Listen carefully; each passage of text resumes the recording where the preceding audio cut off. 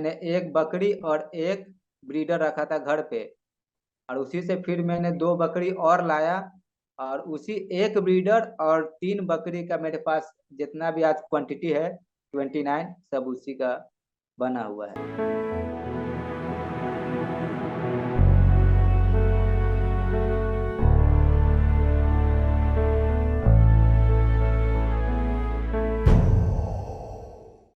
नमस्कार दोस्तों। आज हमारे साथ संतोष जी हैं जो कि जॉब के साथ साथ अपना काम भी करते हैं, जो कि गोट फार्मिंग वो करते हैं जॉब के साथ साथ। तो नमस्कार संतोष जी, कैसे हैं आप? नमस्ते। और कुछ बताइए अपने बारे में, अपने हमारे दोस्तों को। मेरा नाम संतोष कुमार हुआ।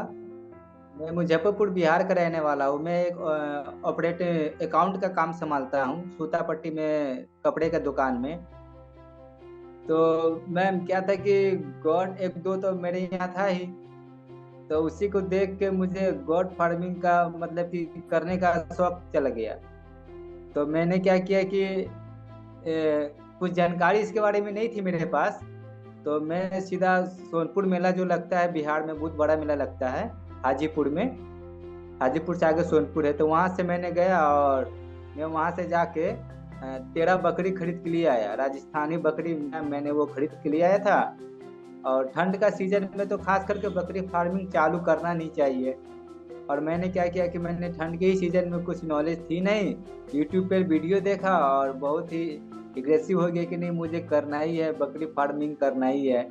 तो मैं और ले आया। और क्या हुआ कि उसके कल होके वो बकरी को दस्त, खांसी, सर्दी, बुखार वगैरह वो सब लगना चालू हो गया। तो मैं करूँ तो करूँ क्या? तो मैं जो भी मेरे पास जानकारी थी, मैंने दस्त के सुइया वगैरह भी लगाया, दवाई भी दी। फिर मैंने कांटी से ब्लॉक से डॉक्टर को भी बुलाया, उसने भी देखा और उसने भी दवाई दी। और मेरे बकरी सब में पीपीआर का मान ली कि बीमारी फैल गया था मैम। और इसकी वजह से मेरी सारी बकरियां मर गई, सिर्फ 3 ही बकरियां बची थी, बाकी 10 का मोर्टेलिटी हो गया था। तो उसके बाद भी मैंने सोचा कि अब करे कि नहीं करे। तो फिर मैं एक और बकरी लाया और मेरे पास एक पाठी था। तो उसी को, दो बकरी को मैं छत पे रखता था। और उसी पे छत पे रखते ही रखते आज मेरे पास 29 बकरी है। अच्छा, तो आपको ये पता कैसे चला कि जैसे आपने सर्दी में लाके बकरियां गलती कर दी, जैसे आप कह रहे कि आपने YouTube में देखा और आपको लगा कि हाँ मैं भी कर सकता हूँ, आप ले आए, फिर आपको एग्जैक्टली समझ में कब आया कि ये मैंने गलती कर दी इस वजह से? मैम क्योंकि इसके बारे में कुछ नॉलेज होना चाहिए आपके पास। क्योंकि अगर जी। आपके पास नॉलेज नहीं है, अगर कोई बकरी बीमार होती है तो हम्म। एग्जैक्ट टाइम में आप डॉक्टर को नहीं बुला सकते हैं। डॉक्टर को भी आने में समय लगता है, या फिर कहीं और वो गया हुआ रहता है तो कल का टाइम भी दे सकता है। और बकरी का उसी एट ए टाइम ही इलाज करना पड़ता है। मैंने देखा तो मैं कुछ इसके बारे में और भी यूट्यूब से नॉलेज लिया, उसके बारे में जाना, दवाई के बारे में समझा। फिर मैंने पटना से भी ट्रेनिंग, 2 दिन का ट्रेनिंग पटना से भी लेके आया। और फिर अपने हर एक स्टेट में, यहाँ बिहार में हर एक स्टेट में आरसीटी का ट्रेनिंग होता है। तो मैं वहाँ से भी आरसीटी का 10 दिन का ट्रेनिंग मैंने बकरी फार्मिंग में लिया। ओके, तो जैसे आप जॉब कर रहे थे तो अचानक से बकरी ही क्यों? ये आपने कैसे सोचा कि मुझे बकरी ही करना है? ये इंस्पिरेशन आपको कहाँ से मिला? मैम क्या था ना कि बकरी पालन जो मैंने एक से स्टार्ट किया था और छत पे मैंने एक दो रखना चालू कर दिया, तो उसी से मेरे पास क्वांटिटी बढ़ते चला गया। और बढ़ते चला गया तो और भी शौक जागते चला गया। फिर मेरे फैमिली बोलते थे कि बकरी पालन में मत जाओ, इतना बढ़िया काम कर रहे हो, इसी में लगे रहो, क्या ये बकरी पालन में जा रहे हो, अच्छा चीज़ नहीं है। और मेरे कुछ दोस्त लोग या मेरे फ्रेंड सर्कल में भी है कुछ लोग जो कहते हैं कि क्या धंधा खोल लियो, बकरी पालन और कुछ नहीं तो बकरी पालन। तो फिर हम मैंने कहा कि इसमें बहुत ही बड़ा स्कोप है, आप लोग समझ नहीं रहे हैं। लेकिन गोट फार्मिंग में अगर आप ऐसे कि अपने इंडिया स्टेट में देख लीजिए, राजस्थान ऐसा स्टेट है जिसके यहाँ बकरी फार्मिंग पे ही कितने घर चलते हैं। और इंडिया के टॉप लेवल पे राजस्थान आता है बकरी फार्मिंग में, चाहे वो मीट पर्पज से हो या दूध पर्पज से हो। हाइब्रिड ब्रीड आप जो भी देख लीजिए वो राजस्थान में ही मिलता है। तो जब वो स्टेट बकरी फार्मिंग में आगे डेवलप कर सकता है, तो फिर हम बिहार में रह के क्यों नहीं कर सकते। बिल्कुल। 13 बकरी हाथ सोनपुर से लाया था, तो अच्छा। 10 तो मर गया, बचा था 3। तो 3 में से मैंने 2 को कुर्बानी में बेच दिया। और एक अच्छा। को क्या हुआ था कि वो चढ़ने गया था तो उसे कुत्ता वगैरह ये सब काट लिया था, तो इसके वजह से मैंने उसे हटा दिया था। तो उसके बाद मैंने एक बकरी और एक ब्रीडर रखा था घर पे, और उसी से फिर मैंने 2 बकरी और लाया, और उसी एक ब्रीडर और 3 बकरी का मेरे पास जितना भी आज क्वांटिटी है 29 सब उसी का बना हुआ है। फिर मैंने बाहर से कुछ भी खरीदा नहीं है, जो भी है अच्छा। मेरे पास बकरी है या ब्रीडर है सब मेरे फार्म का ही है। अच्छा, तो जैसे आपने बकरी फार्मिंग शुरू की, ठीक है, तो शुरू शुरू में आपको किन चुनौतियों का सामना करना पड़ा?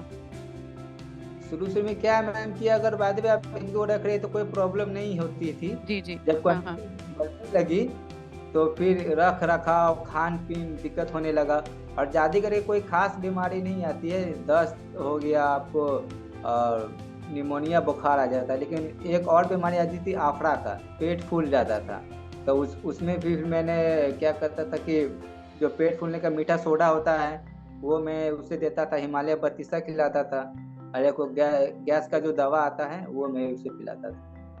तो ये जैसे आपको फार्मिंग करते करते नॉलेज आ गई, तो ये क्या डॉक्टर्स आपको बताए कि आपने खुद सर्च किया, या कैसे ये नॉलेज? मैं फार्मिंग से ही सीखा था। फार्मिंग से ही। आरसीटी में ट्रेनिंग तो मैं 2022 के अक्टूबर में लिया था मैं। अच्छा, तो अभी किन किन ब्रीडों पे आप काम कर रहे हैं? मैं क्रॉस बीट पे काम करता हूँ। अच्छा। संकर नस्ल क्रॉस बीट, जैसे कि मेरे पास क्रॉस बीट की बकरियां हो गई, जैसे कि सिरोही की क्रॉस, जखराना, और उसे मैं मीटिंग कराता हूँ गुजरी से और सिरोही से। मेरे पास 3 ब्रीडर है, 2 गुजरी है अच्छा। और एक सिरोही है। अच्छा, तो जैसे जो हमारे दोस्त हैं वो चाहते हैं कि जो दर्शक हैं, मान लीजिए वो गोट फार्मिंग करना चाहते हैं, ठीक है, तो जब वो गोट खरीदेंगे तो किन किन चीजों का ध्यान रखेंगे, आप जरा बताइए। मैम जब वो गोट खरीदे तो मैं तो कहता हूँ ट्रेडर से कभी ना खरीदे। अच्छा। आप गांव से खरीद ले, गांव में जाके घूम घूम के गांव से खरीद ले, नहीं तो एक अच्छे फार्मर यानी कि जो वैक्सीन लगा कर रखता हो, ट्रेडिंग के नाम का फार्मिंग हो वैसा नहीं, जो ब्रीडिंग सेटअप खोला हो उसी से आप बकरी लीजिए। और मैं तो अच्छा। कहूँगा बच्चा से शुरुआत ना कर, बच्चा से शुरुआत करेगा तो आप इरिटेट हो जाइएगा कि अब ये सियाना होगा, 2 दांत का होगा, फिर मीटिंग कराइएगा, फिर वो 5 महीने गर्भ में रहेगी, तो लंबा प्रोसेसर हो जाएगा। तो लंबा प्रोसेसिंग के लिए आपको क्या करना है कि शॉर्ट प्रोसेसिंग में चलिए। आप गाभिन बकरी खोजिए, नहीं तो 1 से 2 बियान की बकरी खोजिए। तो अच्छे ग्रोथ के लिए फिर आप क्या क्या चीजें आप एडवाइस करेंगे, आप क्या क्या फॉलो करते हैं? अच्छे ग्रोथ के लिए मैम तो मैं यही कहूँ कि बकरी लाने से पहले 2 चीज हम्म। आप अपने काम में कर लीजिए। एक तो बकरी का खाना और एक बकरी का रहना। ये 2 चीज आप करने के बाद ही तीसरा चीज बकरी लाई, क्योंकि बकरी आप मान लीजिए आपके पास घर है, घर ऑलरेडी बना हुआ है, या फिर आपके पास कोई छोटा मोटा मकान ही है जिसमें आदमी लोग नहीं रह रहे हैं, तो आप हम्म। उसमें बकरी रखिएगा। लेकिन आने आते ही वो तो खाना मांगेगी ना, तो खाना के लिए आपको व्यवस्था, हरा चारा तो बहुत इंपॉर्टेंट है। आप हरा चारा जी। में कोई भी हरा चारा उगा सकते हैं, जैसे कि अभी गर्मी का सीजन है, सुपर नेपियर जो 12 मास 5 साल तक में रहता है, बरसिम का तो सीजन खत्म हो गया, अल्फा उगा सकते हैं, अच्छा। बाजरा उगा सकते हैं, और उसके बाद बहुत सारा मैम हरा चारा का ऑप्शन है आपके पास। अब जो मुझे लग रहा है, जैसे आप अभी कह रहे हैं, ये आप बकरियों को इतना टेक केयर करके रखते हैं, तो 24 घंटे होता है इंसान के पास, लेकिन आप एक बात बताइए, इतना केयरफुली आप इतने बकरियों को, अभी तो 29 आप कह रहे हैं, है ना, है आपके पास, तो उसके 7 की साथ साथ, मोटिलिटी हो गई थी। नहीं अभी तो 7 फिलहाल तो बच्चा, फिर आपके पास 29 है ना अभी, और अभी मेरे उसके पास साथ साथ, 29। हाँ 29, उसके साथ साथ आप जॉब भी कर रहे हैं, तो ये कैसे आप मैनेज करते हैं, क्योंकि बकरियों को तो प्रॉपर 24 घंटे ख्याल चाहिए होगा। मैनेज तो मैम ये इसलिए होता है कि जैसे कि अगर आपके जाने के बाद आपके बात करने वाला कोई घर पे रहना चाहिए। स्टाफ हम्म। के भरोसे का खोलिएगा बकरी फार्म तो फिर मालूम चल के चले कि आप पैसा डुबा रहे हैं। हम्म। स्टाफ तो आएगा क्या खाएगा उससे मतलब है नहीं, वो खाया नहीं खाया उसको तो पैसा चाहिए। लेकिन आपका तो पूंजी लगा हुआ है ना, आपका पैसा इन्वेस्ट हुआ है, तो आप केयर कीजिएगा ये बकरी क्यों नहीं खा रही है, ये बकरी साइड में क्यों है, तब उसे चेक कीजिएगा कि कहीं उसको बुखार तो नहीं ना है, कहीं मान लीजिए कि लूज मोशन तो नहीं ना हो रहा है। तो ये सब आपको केयर करना पड़ेगा। बाद में आप स्टाफ भी रखते हैं तो आपको सुबह शाम अपने आप जैसे कि सुबह में तो आप 10 बजे ड्यूटी चले जाइएगा, तो सुबह से उठते मात्र आपको देखना होगा कि हाँ, उठने के बाद मेरे फार्म में सारा चीज़ बेटर है, बकरी सब खा रही है। तो उसके बाद आप ड्यूटी चले जाइए, उसके बाद आप ड्यूटी से आइए तो देख लीजिए कि हाँ, केयर वगैरह अच्छा से हो रहा है, तो मैनेज हो जाएगा। एक्टिव तो होना पड़ेगा, केयर तो करना पड़ेगा, खुद से वो चीज करना पड़ेगा।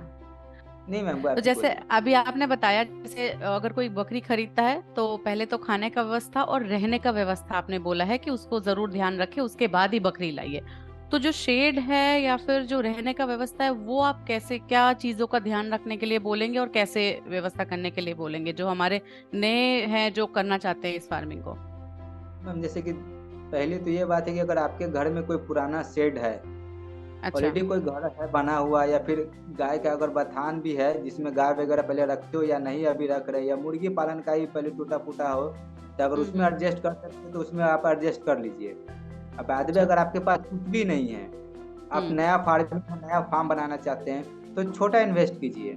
ये नहीं कि बड़ा 5 लाख 4 लाख का इन्वेस्ट कर दें, क्योंकि अगर आपके साइड में अगर बाढ़ एरिया नहीं है, जैसे कि हमारे यहाँ थोड़ा बाढ़ एरिया आ जाता है, तो उसके उसके लिए हमें थोड़ा ऊंचा करके मट्टी वगैरह भरवाना पड़ा, क्योंकि फिर बाढ़ में तो हम जी। बकरी को लेके कहीं जा नहीं सकते हैं। जा नहीं सकते जी। इसके लिए हमको उसको ऊंचा करना पड़ा और सॉलिड देना पड़ा, कि ताकि मट्टी जब मान लीजिए 12 फीट ऊंचाई करना पड़ा हमें जमीन से, तो जब हम्म। 12 फीट ऊंचाई करेंगे तो उसका नीचे का बेस भी हमको मजबूत देना पड़ा, नहीं तो अगर मट्टी भरने से क्या होता है, किसी का बेस फट जाएगा और मट्टी सब निकल जाएगी। तो इसके लिए अगर हम किसी एरिया में बाढ़ है तो वो नीचे से बेस मजबूत करे। जी। अगर उसके एरिया में बाढ़ नहीं आती है, तो वो आपने क्या कर सकते हैं कि छोटा मोटा, मतलब कि आप चाहे तो लकड़ी का भी जो ईंट का बनाया जाता है फार्म, झोपड़ी टाइप का, उस टाइप का बना सकते हैं, या आपके पास पैसा है, बजट लगा सकते हैं, तो आप करकट ईंट का भी बना सकते हैं। तो सर, जैसे आप गोट फार्मिंग करते हुए काफी सारी बीमारियों का आपको सामना करना पड़ा होगा, तो किन किन बीमारियों को सबसे ज्यादा इन गोट्स के ऊपर असर होता है और उनसे कैसे बचा जाए, वो आप हमें बताइए। मैम देखिए, जब सबसे पहले तो आप क्या कीजिए कि बकरी का आप वैक्सीनेशन जो होता है वो हम्म। प्रॉपर तरीके से आप उसे लगा दीजिए। 3 वैक्सीन लगाना होता है मैम, टीटी, अच्छा। पीपीआर और एफएमडी। तो ये इसका कोई तीनों समय का भी होता है, एज होता है बकरियों का? जी। 3 मंथ के बाद आप मैम उसे पीपीआर लगा सकते हैं। 3 महीने के बाद, 21 दिन के बाद आप उसे ईटी दे दीजिए, उसके बाद एफएमडी का लगा दीजिए। तो ये तीनों वैक्सीन मैम जब आप लगा के रखेंगे, तो आपको बकरिया का बीमार होने का चांस बहुत कम है। जैसे कि ये कम हो वायरल, जाएगा। जी मैम, सबसे इसमें घातक है ईटी, पहले पीपीआर मैम। यार क्या होता है मैम कि जिसमें इसमें आपको बकरी को दस्त, खांसी और बुखार आएगा। अगर आपके बारे में किसी एक भी बकरी को पीपीआर का अगर बाद में लक्षण नजर आ रहा है और उसमें पीपीआर बीमारी आ गया है, अगर उससे आप वक्त रहते अपने बारे से साइड करके उसका इलाज नहीं करेंगे और उसी तरह छोड़ देंगे, तो वो वायरल बीमारी पूरे आपके फार्म में फैल जाएगी, यानी जितनी बकरी है सबको पीपीआर हो जाएगी। और अच्छा। उसका बचना माने कि बहुत कम परसेंट में ही आप अपनी बकरी को बचा सकते हैं। अगर अच्छे नॉलेज में हो और अच्छे नॉलेज आपके पास है तो ही आप बचा सकते हैं, नहीं तो मान के चलिए कि अगर 60-70 भी आपके पास बकरी है, अब पीपीआर आ गया तो 50 को तो लपेट ही लेगा। अच्छा। जी मैम। और ईटी जो होता है इंट्रोटॉक्सोनिया होता है मैम, जिसमें मतलब कि पेट फूल जाता है ना, उसमें दर्द वगैरह बकरी को होने लगता है।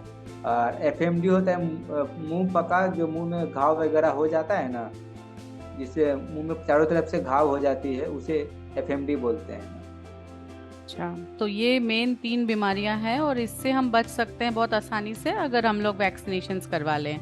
तो इसके अलावा कोई ऐसा खास एडवाइस या आप सजेशन कह लीजिए, जो जॉब के साथ साथ अगर बकरी फार्मिंग में जैसे आप कर रहे हैं वो करने में इंटरेस्ट रखते हैं, तो उनके लिए क्या रहेगा आपके तरफ से सुझाव? मैं तो ये कहूँगा कि अगर आप जॉब के साथ बकरी फार्म करना चाहते हैं, तो आप पहले तो ट्रेनिंग कहीं से भी लीजिए, लेकिन पहले ट्रेनिंग ले लीजिए। ट्रेनिंग लेने के बाद जैसे कि क्या होता है कि आप तो वहाँ ट्रेनिंग लिए हैं, लेकिन प्रैक्टिकल का नॉलेज आपके पास नहीं है, आपके पास ओनली आपके थ्योरी का नॉलेज है। तो ऐसा कीजिए कि आप 3-4 फार्म विजिट कीजिए, और कहीं अगर बाद में कहीं फार्म पे आपकी बात कीजिए कि हाँ भैया 1 आध महीना हम यहाँ रख के कुछ सीखना चाहते हैं कि बकरी का रख रखाव कैसा होता है, उसका खान पीन क्या है, बीमारी का सिम्टम क्या है। तो अगर आप कहीं 1 आध महीना रह के प्रैक्टिकल सीख लेते हैं तो ये आपके लिए आगे चल के बहुत ही बेनिफिट होगा। तो दोस्तों ये बहुत अच्छा सुझाव दिया है संतोष जी ने, जो अपने अनुभव से उन्हें लगा है कि अगर मतलब शुरू में ही किसी जीव को आप अपने घर में ना लाएं, है ना। इससे अच्छा है कि आप सबसे पहले ट्रेनिंग लें, और सबसे बहुत अच्छा लगा मुझे ये बात, सबसे बढ़िया बात है कि आप किसी फार्म में जाकर विजिट कीजिए, तो वो जो नॉलेज डेफिनेटली किसी को मिलेगा वो बहुत अच्छा मिलेगा हमें। तो दोस्तों ये वाला सुझाव आप देख लीजिए। और संतोष जी, हमारे चैनल में आने के लिए, हमसे बातचीत करने के लिए बहुत बहुत धन्यवाद, आपका कीमती समय देने के लिए। हम आशा धन्यवाद करते मैम। हैं आगे आपका फार्मिंग और अच्छा रहे, और ब्रीडिंग के ऊपर और अच्छा आप काम करें, और ऐसे ही सबको आप इंस्पिरेशन देते रहें सर। Thank you ma'am. नमस्कार जी। नमस्कार मैम।